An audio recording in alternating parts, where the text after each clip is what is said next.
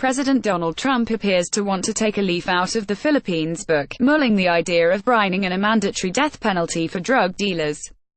An exclusive report from Axios, quoting 5 people who have discussed the matter with the president, claims Trump has mentioned the subject on a number of occasions. He often jokes about killing drug dealers.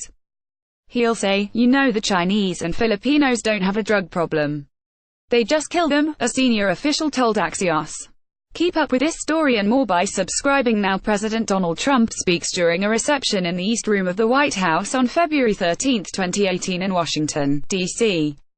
Alex Wong. Getty Images. Another source told the publication that the president did more than joke about the topic. While Trump has previously said he believes Philippines President Rodrigo Duterte is doing an unbelievable job on the drug problem. Business Insider reported. He says that a lot. A source who has discussed the matter with the president told Axios of Trump's suggestion to execute drug dealers. He says, "When I ask the Prime Minister of Singapore do they have a drug problem, the Prime Minister replies, no. Death penalty," the source added. Despite the president telling friends he would love a law that permitted him to execute drug dealers, he does not believe that such a law would be passed.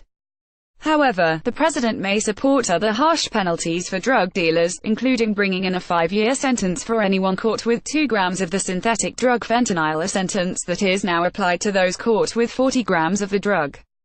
White House counselor Kellyanne Conway has said Trump's plans for harsher penalties would find support, although she said the execution idea is an example of his thinking in terms of drug dealers who were responsible for thousands of deaths. There is an appetite among many law enforcement, health professionals and grieving families that we must toughen up our criminal and sentencing statutes to match the new reality of drugs like fentanyl, which are so lethal in such small doses, she told Axios. The president makes a distinction between those that are languishing in prison for low-level drug offenses and the kingpins hauling thousands of lethal doses of fentanyl into communities that are responsible for many casualties in a single weekend, she added.